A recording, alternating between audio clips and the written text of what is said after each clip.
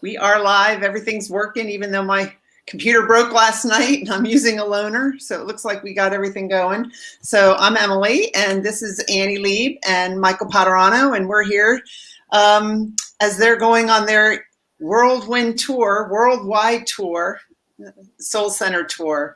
So you're going worldwide from your homes. Yes. It's a global Soul Center Experience Live World Tour. Yeah, and it's cool that you can do it. You can tour the world. You can reach so many people from your home. Well, I don't really have a choice, so he can't leave, but I can leave, and I choose not to. So something's wrong with me, I guess. But it has been really fun, and we're sort of ending this is sort of the end of our world tour, right, Mike? I mean, we have a couple things in the beginning of next week for our launch, but like this is. Well, really, I mean, we have Sunday. Sunday's really the last one, and then we have Monday, which is the surprise one. I'm so glad that he keeps my calendar because I barely know where I am. He's like, just be there at 8. I'm like, here I am. Just tell me where I need to be, Mike, and I'll be there. Okay, Soul Center tour. So, what you want to describe that? You guys can both introduce yourselves and tell the story about why you're on this world tour to talk about Soul Center. And, people may be watching the replay. You never know how many people are coming to watch us live. It's a Friday night of Memorial Day weekend where I think most people are escaping. I like being at home, so I'm happy to be here. Yeah, I'm thrilled not to do anything. We have a pool and it's all good. Yeah. And it's also raining and cold. So that doesn't happen in Philadelphia. It's raining and cold. So how do I start this, Mike? So should I just start with my story and then just lead into it? Yeah. Okay. So in 2014, I had the lowest time of my life, and I've had a couple of those, but that was like the depths of my despair. It was a really, really low time. Split from my husband, my children's father, and split up my kids, and just sort of lost it. And was in a really, really dark place. Then I signed my divorce papers in 2015. And that same day, I saw a poem on the wall by Ralph Waldo Emerson. And it had the word breath in it. And I wrote the word on a napkin at a restaurant. And I took it to a tattoo parlor about an hour later. And I got it tattooed on my hip. There's a reason I'm prefacing with this story. It's going to come into play, I promise. Okay. So just keep that word into mind because in your mind, because what I felt at that moment was you could strip me of everything I have, but you can't take my breath. That's mine. And that was really what I felt like all I had left at that point. Since then, brick by brick, I've built my life back. And I became really heart-centered. And I met Mike coming out of my MBA program in 2020. And he'll tell you the story of us meeting, which is a really cool story. But we started working together almost right away, and we got really, really close and just formed an incredible bond. And he knew about the tattoo and what that word meant to me. So table that for a minute. So after going through all of this heart-centered stuff, starting living with Anitude with Mike and, stepping into my sort of just this heart-centered, authentic place. And that's what I would talk about on Living with Anitude, being your true, most authentic self. Right. That's your podcast. So that's what you mean by heart-centered is being authentic, living from your heart. Exactly. And I was always very authentic and genuine. That was never my issue. But there was another stage coming for me. And I needed to go through what I needed to go through to get to where I am now, which is a place of fulfillment, which is a whole place of oneness, of peace, something that I've never felt in 42 and a half years. He likes to mention that he's 6 months younger than I am. Mm-hmm. So what Mike and I have coined this as is our soul center. This is where I've stepped into, more recently, a couple months ago, stepped into my soul center, my truest self, living into my core values, aligning with them and living a life of peace and wholeness. And in talking about this, Mike and I were like, we need to make something more of what we've both done here on our journeys, because our journeys kind of mirror one another. And he'll tell you about his. But in the midst of this, we were like, we're going to evolve out of Living with Anitude into this soul center experience live, mirroring what we've done on our journeys, our personal journeys. And we created the breath framework, which we coach people on. My coaching business, Leib LLC, which Mike has joined, and we're partnered on that too. And we have a big reveal that's coming later, but we'll talk about that later. But we created the breath framework. And because now since we've tabled that discussion, what breath means to me. So he knew that too. We were trying to think of an acronym to mirror our journeys together and apart. And B stands for begin where you are. R is reclaim your power. E is excavate your core values. A is allow. T is through. And H is healing. So that's our acronym that basically we have just gone through and that we take our clients through one-to-one.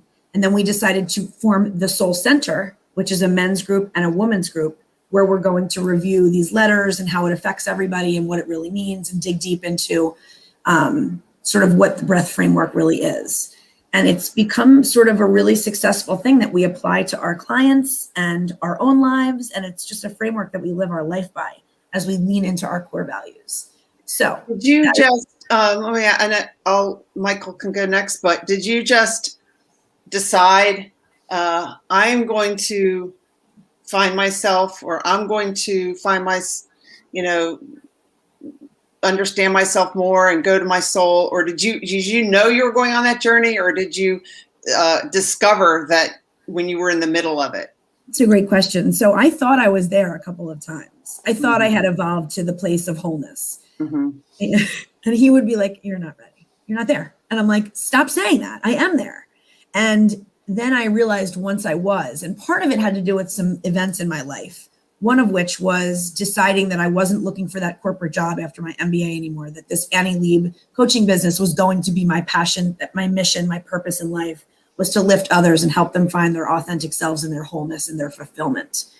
So at first I thought the living with Anitude, this authentic piece, stepping into your heart center, was really where I was supposed to be. But then as I evolved, the business evolved, and Mike and I evolved, and we started to put together more and more ideas, came up with the breath framework, and then realized that this is my everything. This is what I'm pouring my heart and soul into. And then another event was I saw my dad. He's like my mentor and like someone that I truly respect. He's very successful and I love him very much. And we met in Florida. I went to see him on this last minute trip. I wasn't even supposed to go. And there was something about the trip that just changed things for me. He saw me differently. I saw myself differently. I was a different person. I was whole.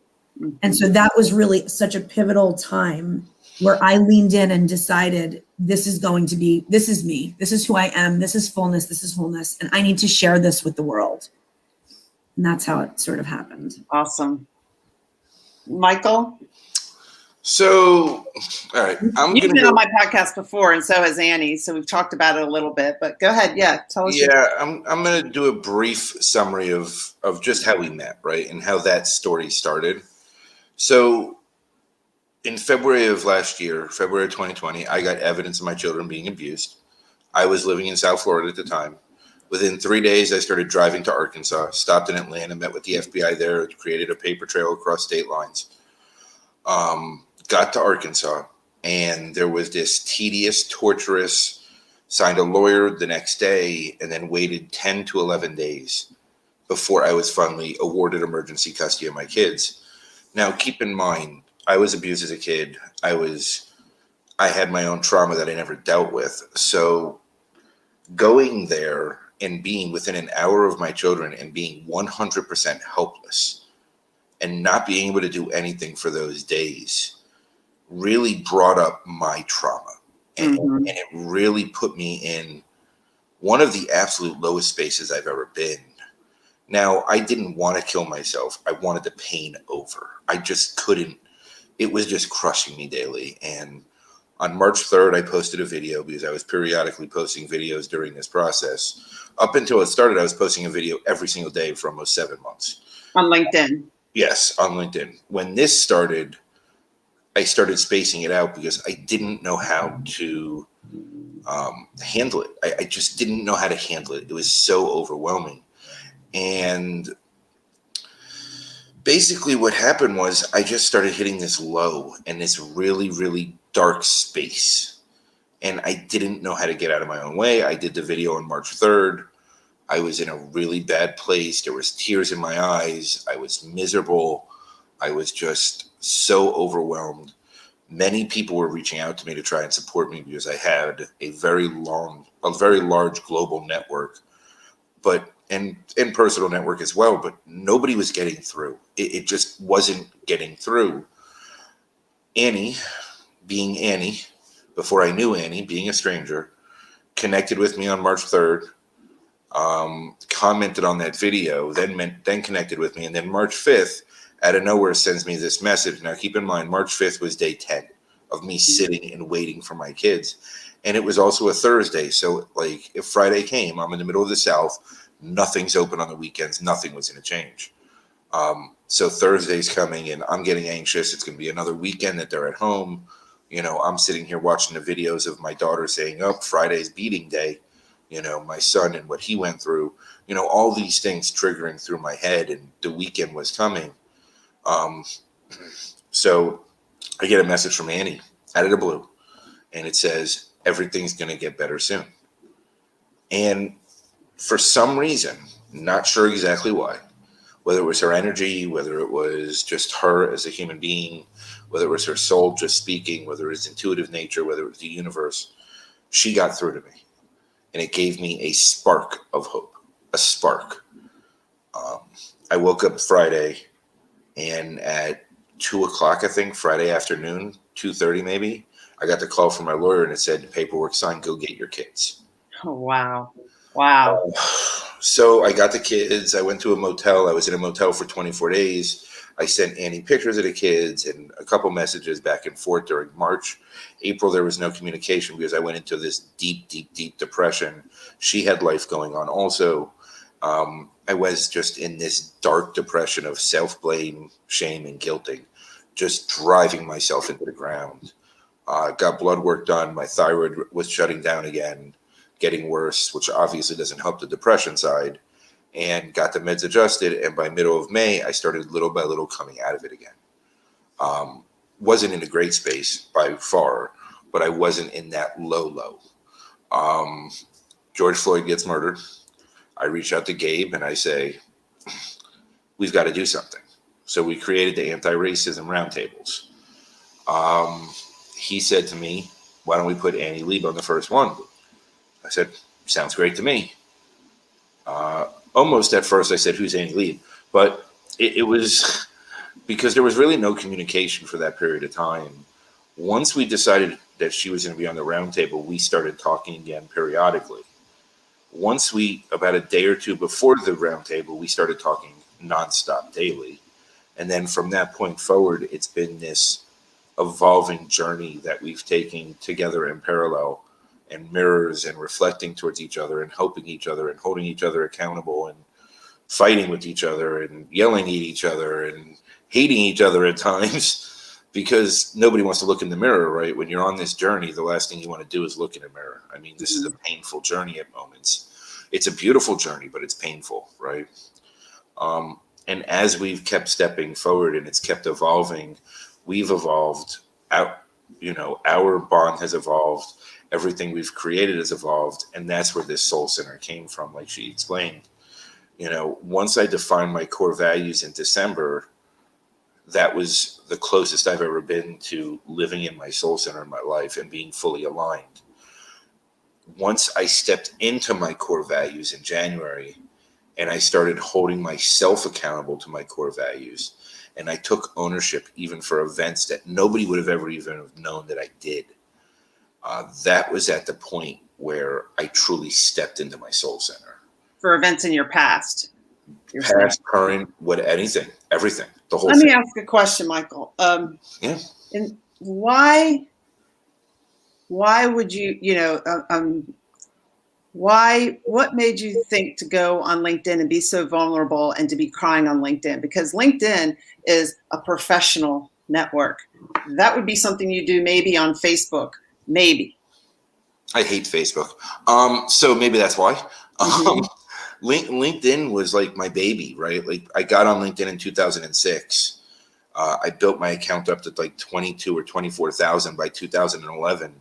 Deleted my account, started over in No, maybe I deleted in 2012. I was off the platform for almost 9 months. Started again in 2012 or 13, brought over 3,000 of my old contacts and started from scratch again. But LinkedIn has been a daily thing for me, other than that window where I was deleted my account completely. Yeah, I know, but like LinkedIn is where you post stuff like, I don't know, something that happened at work or something. I'm just saying, you know. I never did. I just shared where I was at all times. And trust me, there were times that it wasn't nice what I shared, because I just wasn't even heart-centered. I was mind-centered.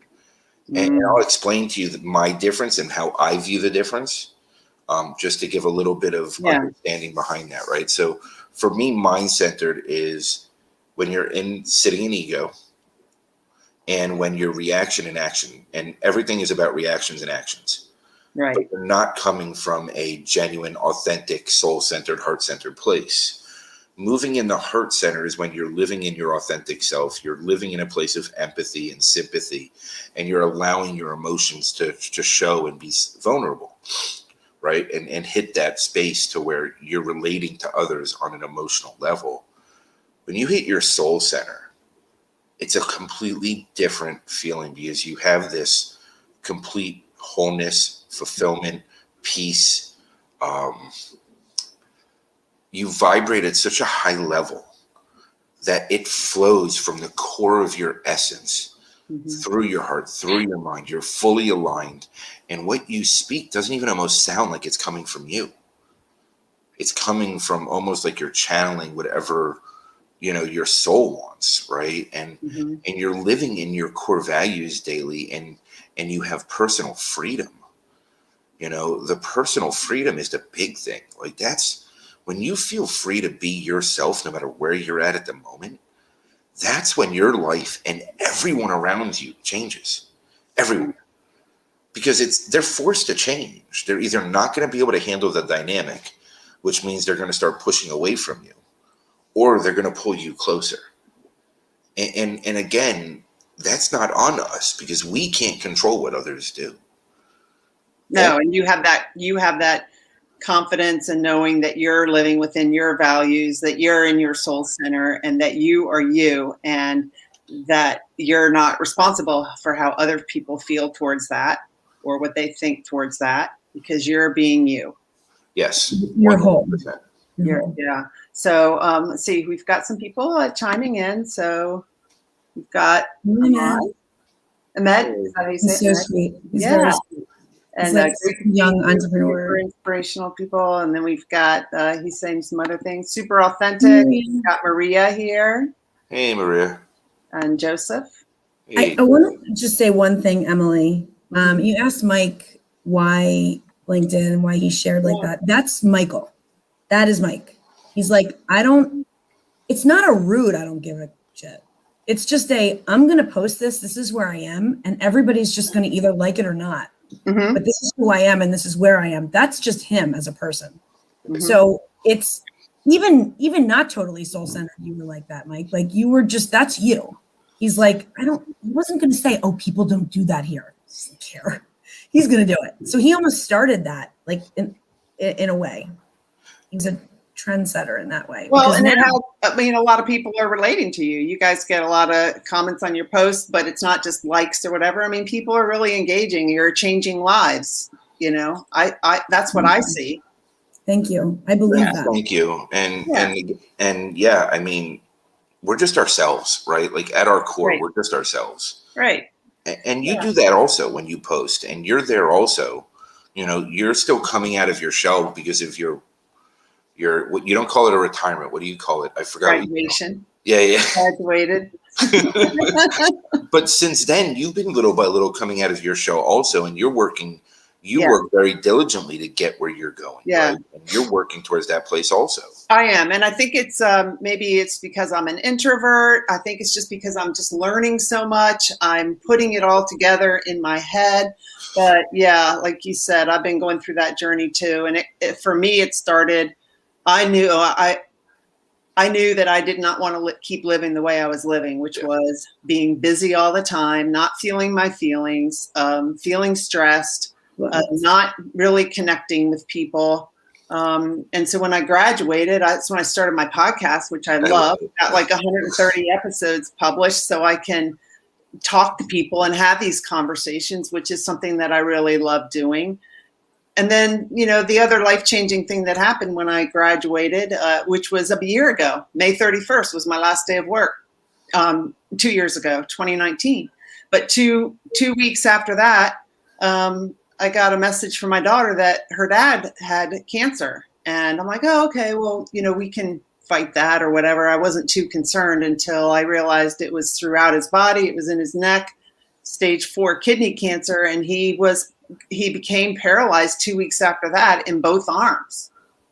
So I ended up taking care of him. So did my daughter. And he had a fiance. But to make a long story short, it was really, really hard to see somebody so sick and to see my kids watching their dad die. It was really hard. And then it brought up, one of the reasons I left is I wanted to have time to feel. Then it brought up all these feelings because I had never dealt with that divorce. We divorced in 2000 and this was 2019.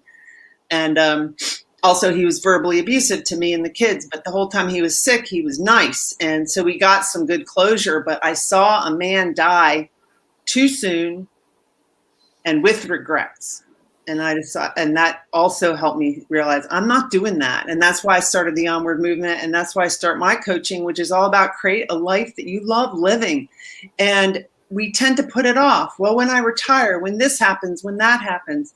And that's what you guys are demonstrating. And yeah, I retired, but I retired at 56. I could have kept working. But I'm like, I'm done. I want to live a life that I really love living. And Annie talks about loving getting up every morning. And I do too. And I don't care what day it is. When I do this kind of stuff or my coaching, it's not work. It's just helping me and it's helping others, which is what I love to do. And I can see that you guys do that too. And I have a similar framework. Because I started the Onward Podcast and the Onward movement, my framework, spells out onwarder, which is what we call people in the Onward movement. Okay. So maybe it's got more steps, but it's similar stuff. It's all this journey. And I guess my question is, how do you know when you need to go on that journey? I think most people need to go on it. Do you mean I'm going to rephrase it. How do you know when you're ready? When you're ready, or that you even need it. Because I think a lot of people feel like, well, I'm soul-centered. If somebody says I'm good, typically I'm like, you're really not good. I think you begin where you are. That's what B is for. And I think that you have to meet yourself. We meet our clients where they are, but you have to meet yourself where you are. Mm-hmm. And I think that you just kind of know. It's something that you want to explore. And you're like, why is she happy every day when she gets up? Why are they talking about this? What is this soul center thing? Mm-hmm. And, it is a journey and you have to have that impetus to evolve, to be better, to live a good life. Just like you did when you were describing about your ex-husband. I mean, you truly began. You had a rebirth after that. You saw what happened to him and you were reborn. Mm-hmm. And that was where you began. Mm-hmm. That was your B. So it's beautiful because we've also talked, the three of us, about you reclaiming your power. Yeah. And those ways that you did that with him and regarding him. So all of that was, as hard as it was a gift. Yeah, because it showed you incredible things in your life and showed you and your children who you are. Mm-hmm. So truly as a person and a human being. So here's my thought. For me, when I knew that I was ready to go on this journey for real, not only was it Annie who, lit my internal flame like no one ever has before, and I just was ignited to do and be better and go to be my best self. She inspired me to be self-inspired, right? And she woke up a part of me that was dormant for years. The part of me that I started drinking and doing drugs at 9 years old to begin with, right? She woke that up again. And then I hid from it and buried. And even after 14 years of being sober, I didn't do the emotional work, right? Like you said, you didn't do the marriage for 20 years, 19 years, right? Right. So I was sober 14 years and I didn't do any of the emotional work. and we could talk about how broken I was, and Annie said, you need this book because it's going to fit. You need this book. You just need it. Where you need to begin. Right. You just need the book, right? Like she sent me Brene Brown, Darren Greeley, and said, you just need the book. Like, don't ask, don't do anything, just do it. And I did. For me, how I knew I was ready is when I didn't want to go to my escapisms. I didn't want to go to my gambling addictions, my porn addiction, my strip club addiction, my sex addiction, my workaholic, being a workaholism, that doesn't even sound right. I can't even make that word up. But when that wouldn't settle for me, when I couldn't settle for that anymore, when I decided that I was going to do whatever it took to be my best self on a daily basis, which is what I used to say in the very beginning of this, that's when there was no stopping me, because I wasn't going to settle for anything less. Now, as I've evolved and as we've evolved and as this has evolved, this is where I've gotten to, right? And this is where I'm at today. And who knows where I'll be 3 months from now, because this is a daily evolution. You're reclaiming your power, Emily, in your way. Annie's still reclaiming her power daily. I'm reclaiming my power daily. And it's not about holding power over anyone else. This is about empowering ourselves and reclaiming our personal power. Right.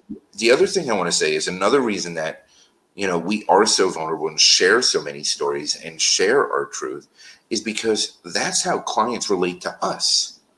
Right. You're a coach. We're coaches. But there's people that are attracted to our stories instead of yours. Right. And then there's people attracted to your stories instead of ours. Right. Because we all have different experiences. There's 8 billion people on this planet. Yeah. I mean, a single independent coach can't handle more than 15 clients a month without going nuts. And that's even a lot, right? Oh, yeah. I mean, I'm not looking to work full time. so you need like 1/1,000,000th of a percent of the population. Right. Like, there is no competition in this. This is about lifting everybody up. This is about inspiring others to be their best self.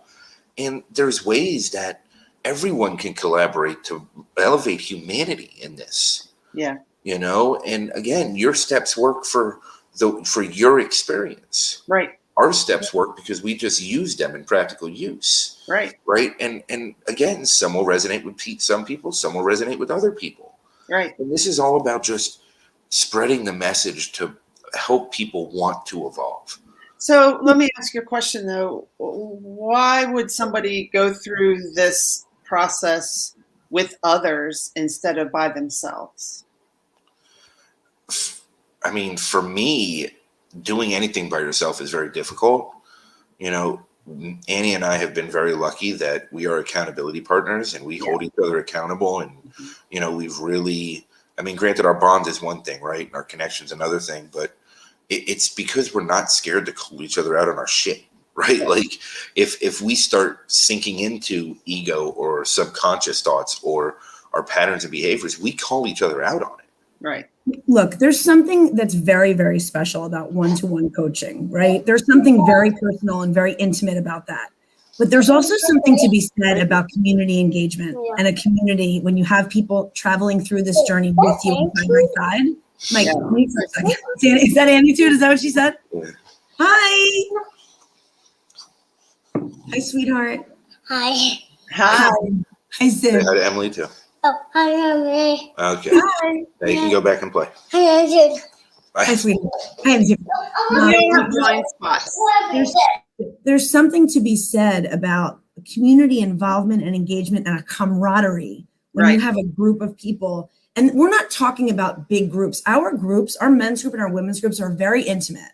So we kept them intimate for a reason. Right. We want to do that because there's that vulnerable, safe space. And when you have, I love my one-to-one coaching that I do in my personal life. And I also love, the people that I have surrounding me, supporting me in this community that I'm in. Right. So I think there's something to be said about both. So, and also a team and group effort is going to be a lower price point. So if you're not, able to, or you want to sort of test out what we're doing, that's a good way in the groups. And then, but one-to-one is going to be a little bit more intense and more personal. Right. And I think that, I mean, I've worked with different coaches at different times. I have a counselor. Sometimes I'll go into one of my coaches and I'll think, I'm good. I've got this. And then she calls me out on something. I'm like, dang, I didn't see that. So that's another reason why it's good to work with a group or of other people that are comfortable and you have trust with them, or work one-on-one with somebody that you can trust, that and be open to that. It's not criticism, but it's just pointing out that something that you might not notice, a pattern in your life that you might not notice, that you've been doing it for so long, you don't even realize it. It's something that you can see in other people, but you can't see it in yourself. And that's our job, right? I mean, Yeah. isn't that our job for what we do, Yeah. is to be able to pick those out? And this is very intuition based, what we do.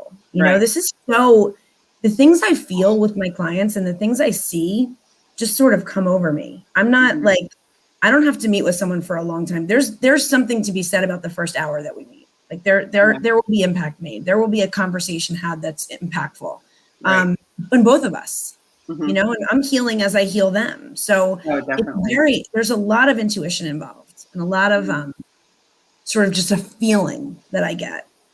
And How does one tap into their intuition? I know I couldn't tap into mine because I was too busy all the time.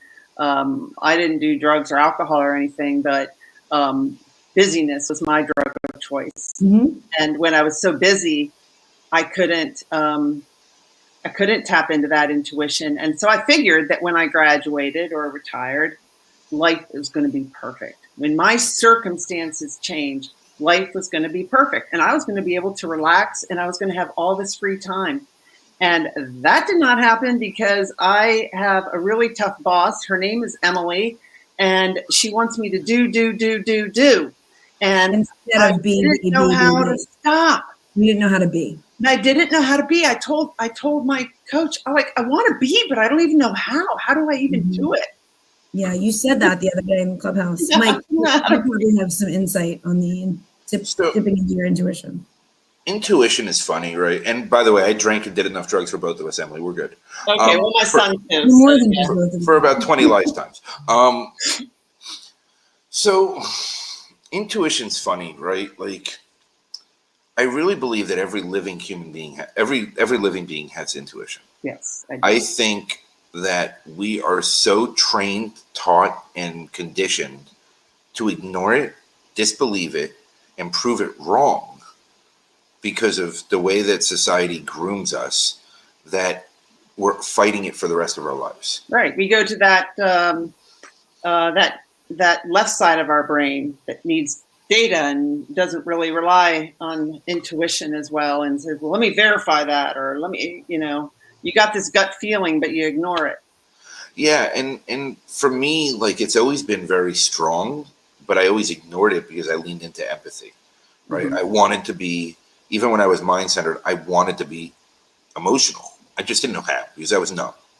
So I leaned into empathy and ignored my intuition, which is why I got, burned so many times, hurt so many times, got in really bad circumstances business-wise. That's a reason, because I just went with wanting to see the best in everyone without listening to my intuition when some of the red flags would come up, right? Yeah. Same reason I got married in the first place. Mm-hmm.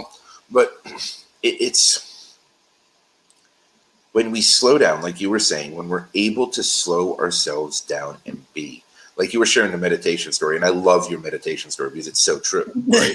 Like, I don't have time to meditate. I don't have time to meditate. This is ridiculous. But then the minute that you make time for it, you don't have enough time to, you just don't want to stop. Right. Because the clarity and the groundedness and the centeredness and the wholeness that comes from slowing yourself down and being connected to you, the universe around you, living things, whatever religious beliefs you have, right? Like, Right. I don't go into religion, but I look at the universe as a whole and the energies and everything that I feel from it. And that's where I get my infinite knowledge. That's where I'm able to tap into universal knowledge, infinite knowledge, and actually create some of the best things I've ever created in my life. It's slowing ourselves down to a point that we see things for exactly what they are. It's presence. It is. Your It presence. is. And I think that's when our intuition really kicks in and becomes predominant. The other part of it is being self-aware and kicking the crap out of your subconscious. Right. Because our subconscious is so trained and programmed our whole life to stay in habits, patterns, and routines, good or bad, Right. right? Just because our brain is trying to conserve calories. Right. Because there's so many thoughts processed in a day that, there's a reason that if you're not eating enough or often enough, that people get cranky, irritable, and don't act right, because our subconscious is kicking in and just spewing all over us. Right. Because we're running out of fuel for our mind to function. Mm-hmm. There's a reason that when you eat too much, it feels like your brain is drunk, because it just numbs itself out because it's overflow. The subconscious thing is enormous, and I don't think enough people understand it, how much it controls our life. No, I agree. It's interesting that you guys were reading Brene Brown, Daring Greatly, because in the Onward movement, we have sometimes we were studying different books. That's a book we studied.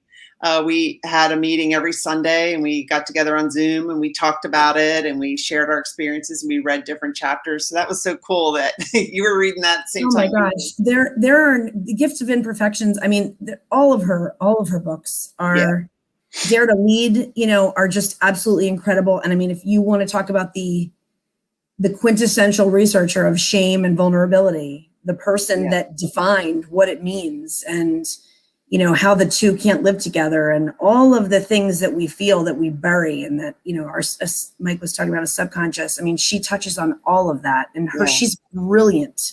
So, when I'm speaking to someone, especially in Mike's situation, I was like, and he was, what he said to me, 2 things: I don't read and I don't want to write. I don't do either. And I was like, really? Well, here's what you're going to do. You're going to read the goddamn audiobook, and you're going to start writing. And I got him doing both. And that changed his life. That was his B. He began where he was. Mm-hmm. That changed everything. And also because I think he finally had someone in his life that was genuine and cared. He just genuinely cared about his being. So and B that was different for him. Begin where you are. And then R, in your breath, you have a breath framework. So R is? Reclaim your power. Reclaim your power. So what do you mean by that? So there are ways in our lives that we give away our power every single day. There's languaging, the way we talk to ourselves, the way we talk to others, the way we act, the way we're approval seeking or people pleasing, the way we present ourselves in a self-deprecating manner, or even little things like, oh, I'm such an idiot.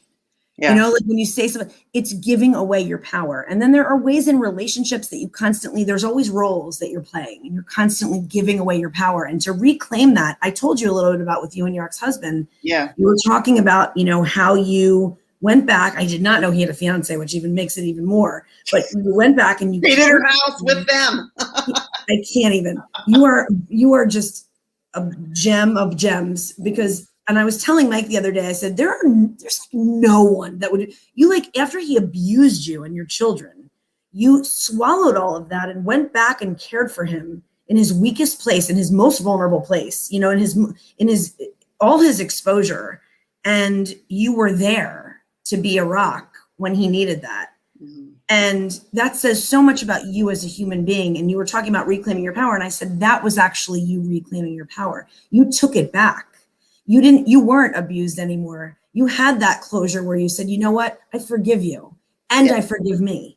And when there's forgiveness involved, when there's self-forgiveness involved, that's reclaiming your power. Mm-hmm. Yeah. That's why you need a coach, because sometimes, like you told me that you reclaimed your power. I'm like, oh yeah, I guess I did. I didn't do that myself, but I did. I was feeding him. I was doing everything to help him out. And yeah.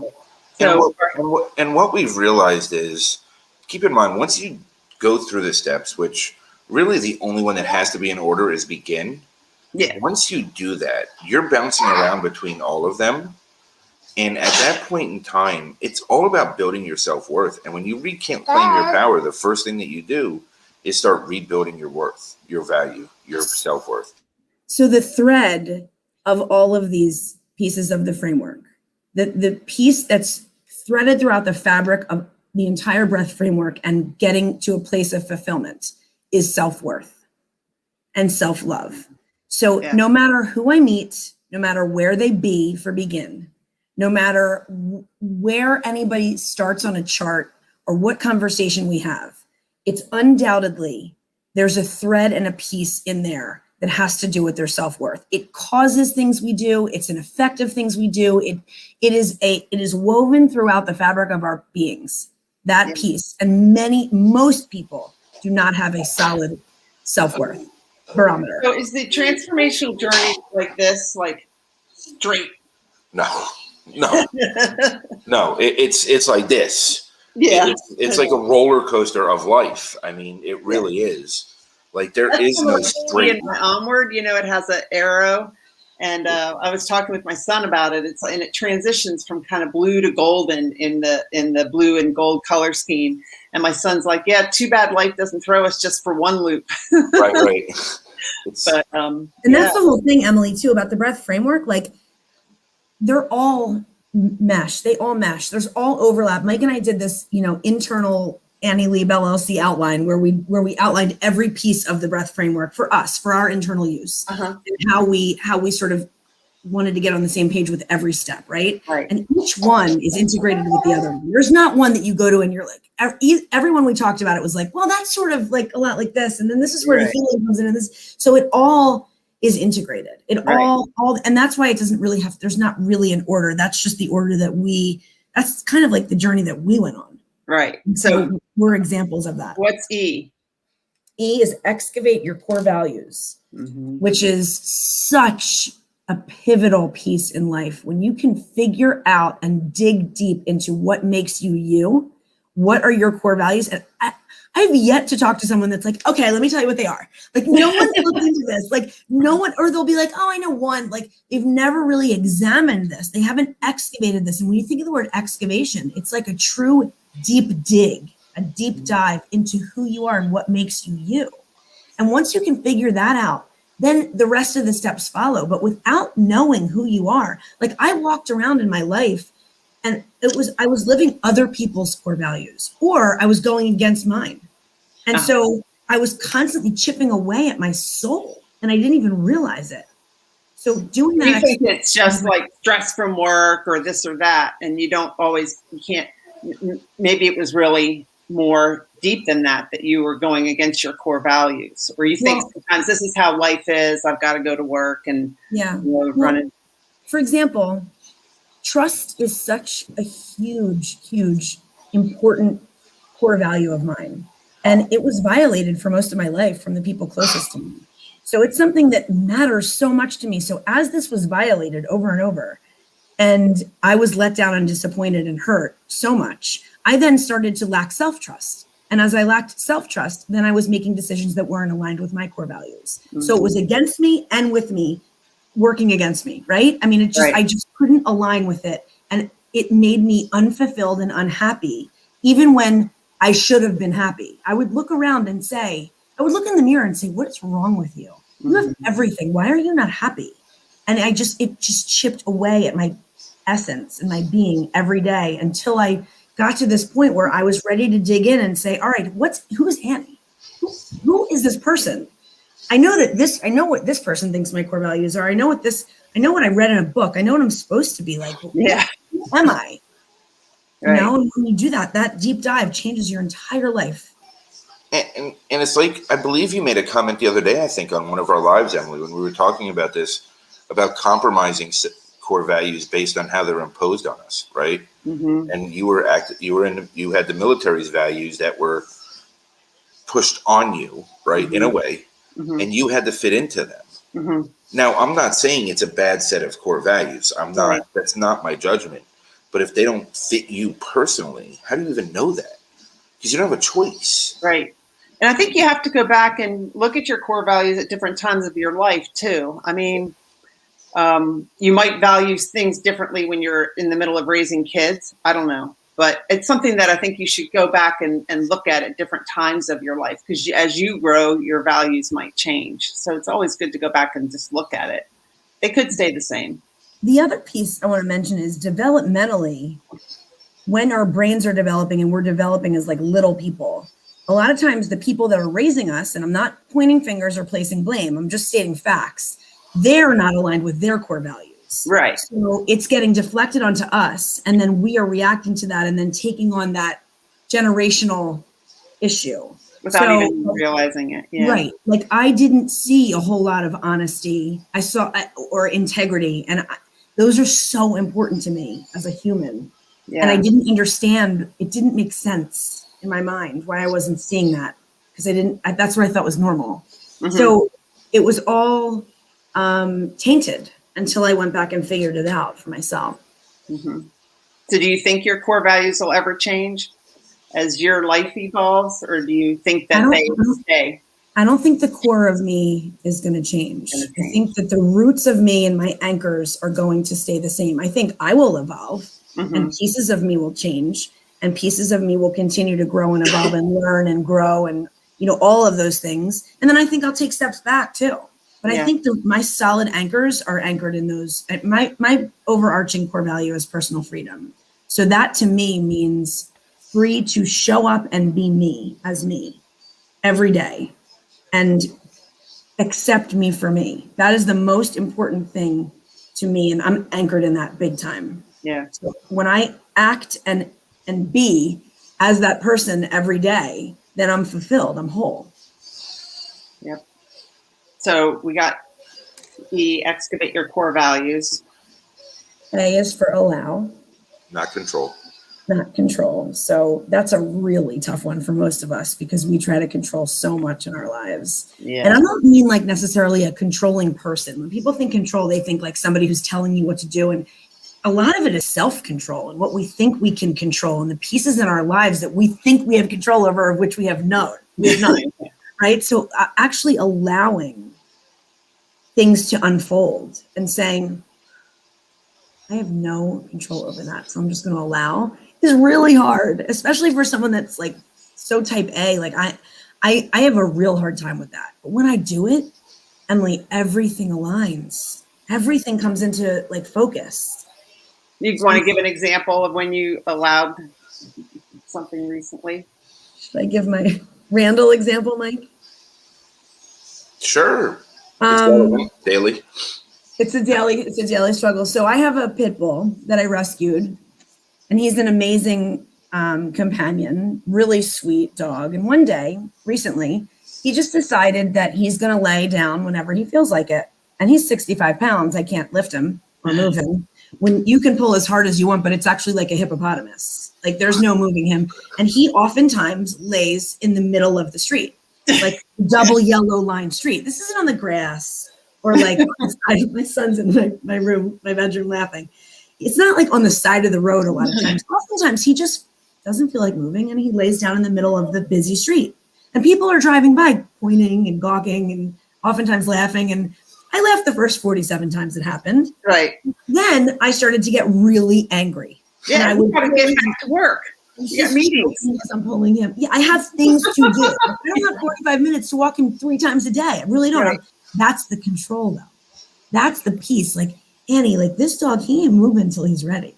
Mm-hmm. So as soon as I put that leash down and walked away, he chased me. Mm-hmm. That's what happens every time. I have pictures. I don't know if you ever saw, but I've seen them. I put a GIF up of the different, those were like 50 different days of Randall. Just like, you know what, Mom? I'm just going to lay down. And as soon as I just went, you know what, bye. And I allowed and said, I'm done. I'm done trying to control you. You got up and chased me. That's a really good example. A true definition of allowing, right? Yeah. It actually creates an enormous amount of patience. Yeah, it does. I mean, here's something that happened with me last night. I'm getting ready to go live not live, but someone was going to be interviewing me. And I just got off a Zoom call. So I moved into this office and I flipped open my laptop and the screen's purple. I couldn't clear it. I couldn't fix it. Mm-hmm. And normally, the old Emily I would have been stressed out about that. And like, yeah, I understand that. But it's like, oh, okay, well, I'll just use my phone. And some people like watching might say, well, that wouldn't have been a big deal. But it's just like sometimes it's the little things in life that really get to you. And that's a little thing, but it was 5 o'clock. I'm a person who likes to be on time. I wanted, and then I had a lot of stuff to do. I can't afford to have my laptop die. But I didn't even get stressed.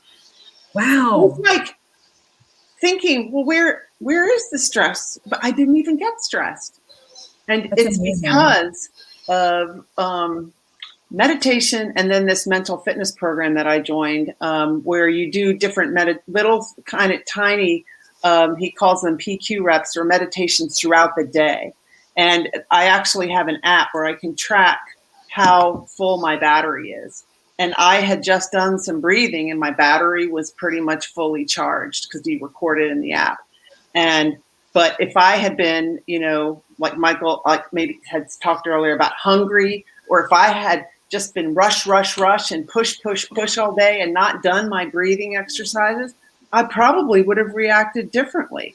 But I was like, it surprised me. So that's allowing, I think. It definitely. Oh, that's definitely allowing. I'm really super impressed with that. I'm not the best allower. I'll be completely transparent. I'm not going to act like I have this all together. I am not a great allower.